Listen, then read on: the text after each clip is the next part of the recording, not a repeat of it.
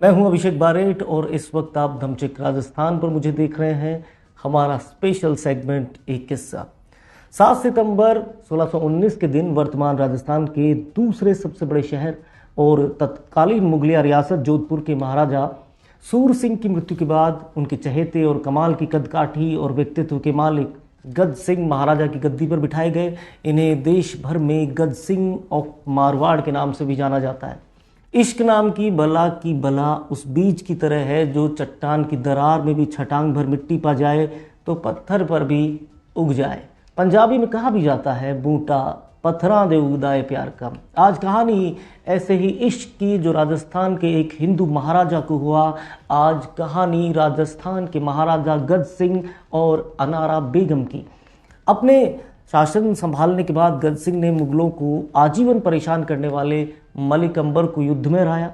इस बात से मुगल बादशाह जहांगीर गज सिंह से खुश होकर उन्हें दलथंबन की उपाधि देते हैं।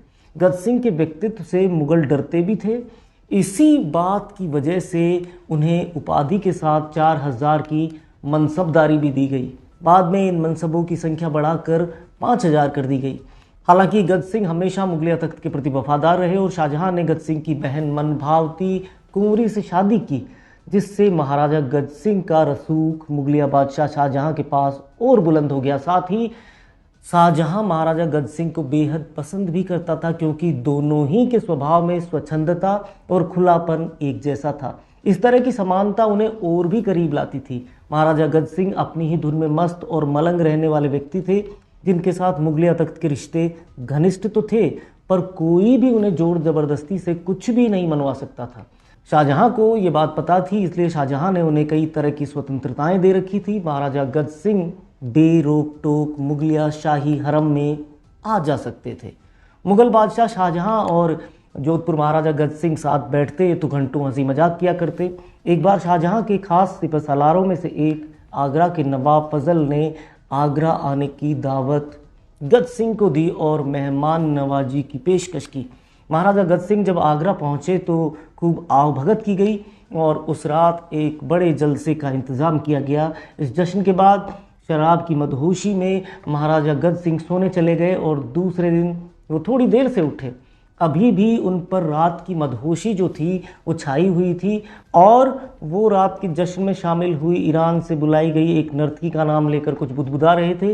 महाराजा गज सिंह को उठने में हुई देरी की वजह से उनके हाजरिए कृपाल सिंह चिंतित हो रहे थे। आखिर कृपाल सिंह ने महाराजा गज सिंह के शयन कक्ष में अंदाता कहते हुए प्रवेश किया और महाराजा गज सिंह से कहा कि हमें वापस चलना है, आप तैयार हो जाएं। लेकिन महाराजा गज सिंह ने कृपाल सिंह से कहा कि रात को महफिल में नाच रही ईरानी नर्तकी को वो इनाम दिए बगैर यहाँ से नहीं जाएंगे। कृपाल सिंह ने महाराजा गज सिंह से अन्नदाता हुक्म वो अपने काफिले के साथ रात को ही आगरे से चली गई, ये कहते हुए सर झुका लिया। तभी महाराजा गज सिंह ने एक अजीब सी बात कही कि कृपाल सिंह, आगरे के नवाब फजल के यहाँ नाचने वाली नर्तकी जब इतनी खूबसूरत हो सकती है तो उनकी बेगम कितनी खूबसूरत होगी। कृपाल सिंह ने सर झुकाए रखा और कुछ नहीं बोले। इसके बाद महाराजा गज सिंह वहाँ से जाने के लिए तैयार हुए।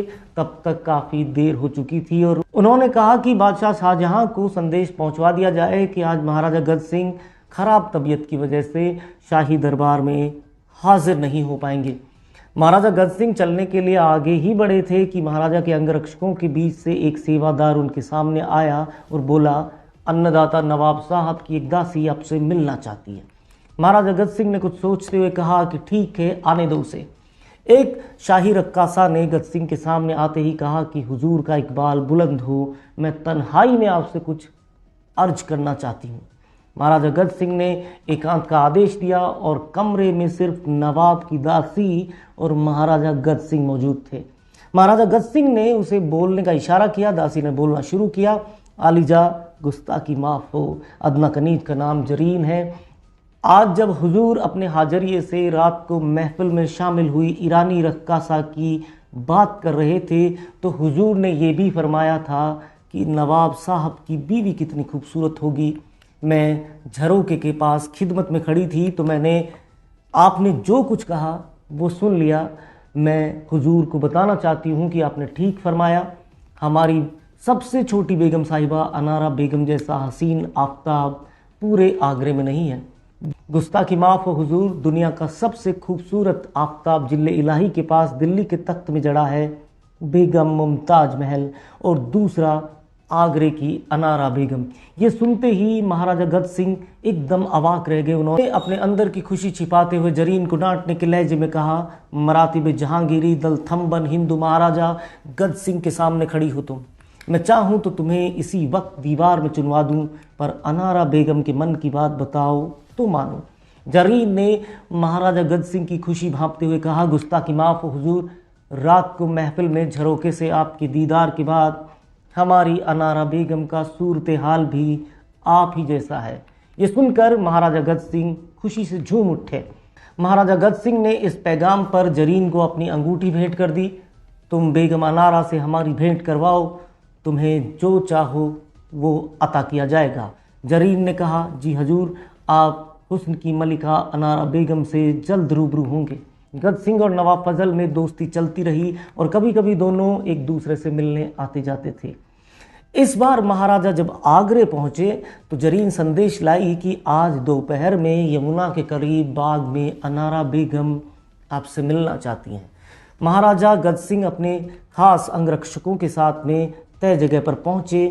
उनके साथ उनकी एक खास दासी देवली भी थी जो बेगम की अगुवाई कर सके और ये ख्याल रख सके कि कुछ भी संदेहजनक न हो। एक छोटी सी नाव में बैठकर उन्हें कोई अपनी ओर आता हुआ नजर आया। वो अनारा बेगम थी। गद सिंह की मंजिल उनके पास आ रही थी। अनारा बुरके में थी और जरीन उनके साथ। महाराजा गद सिंह राठौड़ की दासी देवली ने उनकी अगुवाई की।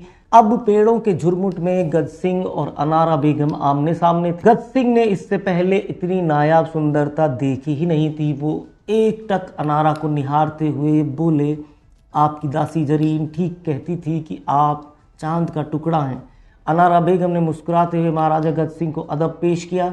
ये मुलाकात घंटों चली और महाराजा गद सिंह और अनारा बेगम के इसी तरह मिलने का सिलसिला चल पड़ा। एक कदम आगे महाराजा गद सिंह अक्सर आगरा आने जाने लगे और दोनों का प्यार परवान चढ़ता ही चला गया। महाराजा गद सिंह रात में अपने हाथी के हौदे में बैठकर अनारा बेगम के शयन कक्ष के झरोके पर आते और उनके कमरे में चले जाते और महावत हाथी लेकर आगे बढ़ जाता। सिलसिला चलता रहा, पर इस बात की खबर धीरे धीरे हरम में फैलनी शुरू हो गई और जंगल की आग की तरह अनारा बेगम और गद सिंह का इश्क नवाब फजल के सामने आ ही गया।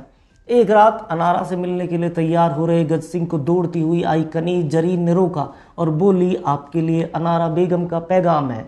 अनारा बेगम ने पैगाम दिया था कि नवाब फजल आपकी आज रात हत्या करना चाहता है। आप होशियार रहें और अगर हो सके तो हमेशा के लिए मुझे भी यहाँ से अपने साथ ले चलिए। महाराजा गद सिंह ने वापस संदेश भिजवाया कि जल्द वो अनारा बेगम को अपने साथ जोधपुर ले जाएंगे। कुछ दिन बाद अपने कुछ विश्वस्त सैनिकों के साथ रात के अंधेरे में गद सिंह चोरी छिपे आगरा पहुंचे और अनारा बेगम को अपने हाथी पर बिठाकर अपने साथ ले गए। नवाब फजल को जो ही इस बात की खबर मिली, उसने चारों ओर सैनिकों को दौड़ाया। गुप्तचरों को महाराजा गद सिंह और अनारा की खबर देने के लिए कहा, पर तब तक काफ़ी देर हो चुकी थी। अनारा बेगम को सुरक्षित जगह पहुंचाकर गद सिंह जोधपुर पहुंचे। इधर नवाब फजल ने बादशाह शाहजहां से इसकी शिकायत की और बादशाह ने महाराजा गद सिंह को दिल्ली दरबार में तुरंत तलब किया। महाराजा गद सिंह से एकांत में पूछा गया कि अनारा बेगम कहाँ है। महाराजा गद सिंह ने अनजान बनते हुए शाहजहां से कहा कि उन्हें इस बारे में कुछ भी खबर नहीं है।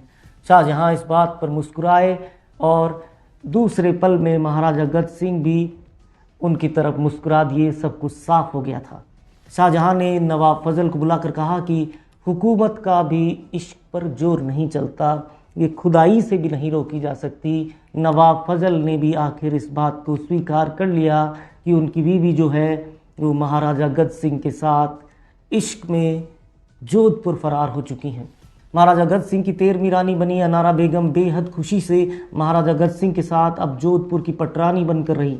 एक दिन महाराजा गद सिंह और अनारा बेगम अपने कमरे से बाहर आए तो सामने से गुजर रहे गद सिंह के छोटे बेटे जसवंत सिंह ने राजा गद सिंह और अनारा बेगम की मोजड़ियां उठाकर उनके पैरों के सामने रख दी। अनारा बेगम ने कहा, कुंवर जी आप क्या कर रहे हैं? आपको मेरी जूतियों को हाथ नहीं लगाना चाहिए था। जसवंत सिंह बोले, आप मेरी माँ के समान हैं और एक बेटे को माँ की जूतियाँ उठाने में कोई शर्म कैसे हो सकती है। अनारा बेगम जसवंत के इस व्यवहार पर एकदम हैरान रह गई। जसवंत सिंह वहाँ से चले गए तो अनारा बेगम ने महाराजा गज सिंह को कहा कि जसवंत सिंह ही अगले महाराजा बनाए जाने चाहिए, क्योंकि वो अपनी जनता और लोगों को प्रेम कर पाएंगे। उनमें एक महान राजा के तमाम गुण हैं। महाराजा गज सिंह ने कहा कि गद्दी पर बड़े बेटे का हक होता है, छोटे का नहीं। पर अनारा बेगम नहीं मानी। आखिर महाराजा गज सिंह को अपने छोटे बेटे जसवंत सिंह को राजा घोषित करना पड़ा। इस बात से बड़े बेटे अमर सिंह को बहुत बड़ा सदमा लगा, पर महाराजा के सामने वो कुछ नहीं कर सकते थे।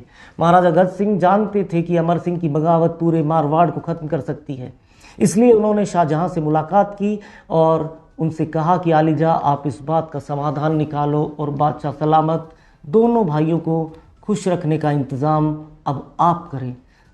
जसवंत सिंह को जोधपुर का राज दिया गया और अमर सिंह को नागौर की मनसबदारी दे दी गई। 1638 में जब महाराजा गज सिंह का देहावसान हुआ तो केवल 12 बरस के छोटे जसवंत सिंह ने जोधपुर की गद्दी संभाली। हालांकि बाद में अनारा बेगम से ईर्ष्या करने वाले शाही परिवार और समाज के लोगों ने अनारा बेगम की हत्या करवा दी। इस तरह से ये किस्सा खत्म हुआ। हमेशा सुनाए जाते रहने के लिए प्रेम की एक मिसाल हमेशा हमेशा बने रहने के लिए राजस्थान के किस्से वाले सेगमेंट में हम आपको ऐसी ही दिलचस्प और हसीन कहानियाँ, हकीकत वाली कहानियाँ सुनाते रहेंगे। आपको इसके लिए हमारे चैनल को सब्सक्राइब करना होगा, बेल आइकन को प्रेस करना होगा, ताकि हर नोटिफिकेशन आपको तय समय पर मिल जाया करे और कोई खबर, कोई किस्सा, कोई कहानी आपसे छूटे ना। शुक्रिया।